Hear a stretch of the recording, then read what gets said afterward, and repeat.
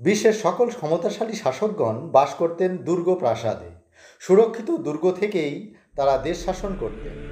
দুর্ভেদ্য দুর্গ প্রাকারের মধ্যে থাকত প্রশাসনের বিভিন্ন বিভাগ, দরবার হল, ধর্মীয় উপাসনালয়, জেনানা মহল, রাজ অন্তঃপুর এবং আরামগৃহ।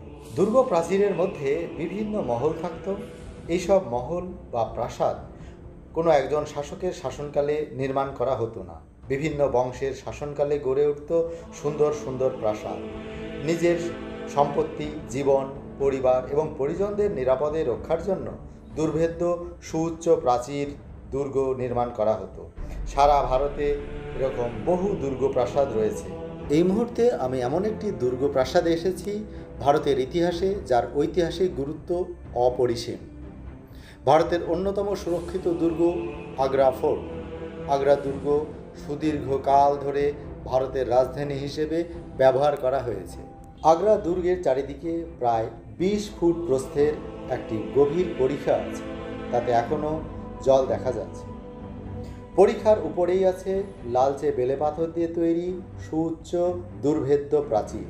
প্রধান ফটকের সামনে পরিখার ওপরে কপিকলের সাহায্যে নামানো এবং উঠানো যায় এমন একটি পুল রয়েছে। প্রধান ফটক অতিক্রম করে খানিকটা ফাঁকা জায়গা এবং সৈন্যদের টহল দেবার স্থান রয়েছে। তারপর আবার একটা উঁচু মজবুত ফটক।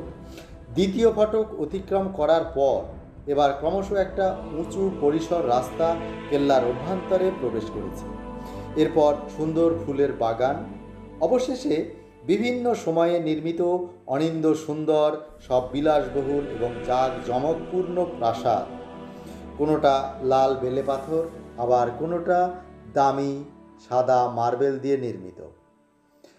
1638 খ্রিস্টাব্দ পর্যন্ত আগ্রা কেল্লা থেকেই তামাম হিন্দুস্থান শাসন করা হতো। অর্থাৎ মোঘল আমলের 1638 খ্রিস্টাব্দ পর্যন্ত মোঘল সম্রাটগণ আগ্রা ফোর্টকে প্রধান রাজধানী করে সমগ্র ভারত শাসন করেছেন। আগ্রা দুর্গ প্রথম নির্মাণ শুরু করেন লোদি বংশের সুলতানগণ।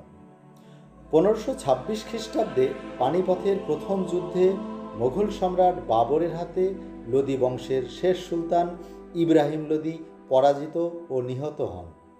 লোদি বংশের পতনের পর আগ্রা দুর্গ দখল করেন প্রথম মোঘল সম্রাট জহিরুদ্দিন মোহাম্মদ বাবর। সম্রাট বাবর এখান থেকেই শাসন পরিচালনা করতে থাকেন।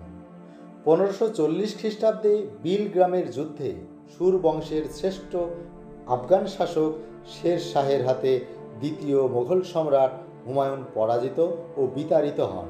ফলে আগ্রা দুর্গের অধিকার শের শাহের হাতে চলে যায়। মাকরানা সাদা মার্বেলে নির্মিত এই সাদা বিলাসবহুল প্রাসাদটি নির্মাণ করেন শাহজাহান, যা শাহজাহানি মহল নামে পরিচিত।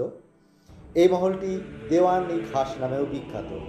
সম্রাট অরঙ্গজেব তার বৃদ্ধ পিতা শাহজাহানকে আগ্রা দুর্গের এই মহলেই বন্দি করে রেখেছিলেন। অসহায় শাহজাহান এই মহলের জানালা দিয়ে শুষ্ক চোখে যমুনার ওপারে তার প্রিয়তমা পত্নীর সমাধিসৌধ তাজমহলের দিকে অনিমেষ চোখে তাকিয়ে থাকতেন। আগ্রা দুর্গ যমুনা নদীর দক্ষিণ তীরে অবস্থিত। আগ্রা শহরের কেন্দ্রস্থলে এর অবস্থান। বহু ইতিহাস, বহু উত্থান পতনের সাক্ষী এই আগ্রা দুর্গ। 1556 খ্রিস্টাব্দের 5 নভেম্বর পানিপথের দ্বিতীয় যুদ্ধে আফগান শাসক ইসলাম শাহকে পরাজিত করে আবার আগ্রা দুর্গের অধিকার চলে যায় মোঘলদের হাতে। সম্রাট আকবরের দখলে আসার পর আগ্রা দুর্গের গুরুত্ব উপলব্ধি করে সম্রাট আকবর 1565 খ্রিস্টাব্দে আগ্রা দুর্গের ব্যাপক সংস্কার শুরু করেন। লাল বেলে পাথর দিয়ে এর নির্মাণ কাজ শুরু করেন। প্রতিদিন 4000 শ্রমিক নিয়োগ করে নির্মাণ কাজ চালিয়ে যান। দীর্ঘ 8 বছর ধরে নির্মাণ কাজ চলে। অবশেষে 1573 খ্রিস্টাব্দে আগ্রা দুর্গের নির্মাণ কাজ শেষ হয়। তবে পরবর্তীকালে আগ্রা কেল্লার প্রাকারের মধ্যে চলেছে আরও অসাধারণ সব স্থাপত্য নির্মাণ। বিশেষ করে জাহাঙ্গীর এবং শাহজাহানের রাজত্বকালে নির্মিত স্থাপত্যগুলো অসাধারণ। আবুল ফজলের লেখা আইন-ই আকবরী গ্রন্থে উল্লেখ করা আছে যে আগ্রা ফোর্টের পূর্বের নাম ছিল বাদলগড়। বাদল সিংহ নামে এক স্থানীয় শাসক এখানে একটা মাটির গড় নির্মাণ করেছিলেন। সময় গড়িয়েছে, তারপর যুগের পর যুগ ধরে তৈরি হয়েছে নয়াভিমান সব স্থাপত্য নিদর্শন। অরঙ্গজেবের মৃত্যুর পর মুঘল বংশ দুর্বল হয়ে পড়ে। এই দুর্বলতার সুযোগ নিয়ে মারাঠা বাহিনী আগ্রা ফোর্ট অধিকার করে। 18 শতকের অনেকটা সময় এই ফোর্টের অধিকার মারাঠাদের দখলেই থাকে। 5 নভেম্বর 1761 খ্রিস্টাব্দে পানিপথের তৃতীয় যুদ্ধে আফগান শাসক আহম্মদ শাহ আবদালির বিশাল বাহিনী মারাঠা ও মুঘল বাহিনীকে পরাজিত করে দিল্লি এবং আগ্রার অধিকার গ্রহণ করে। অতঃপর 1785 খ্রিস্টাব্দে মহাদজি সিন্ধিয়া আগ্রা কেল্লা হস্তগত করে। এরপর 1802 খ্রিস্টাব্দে মারাঠাদের সাথে ইংরেজদের বেসিনের চুক্তি স্বাক্ষরিত হয়।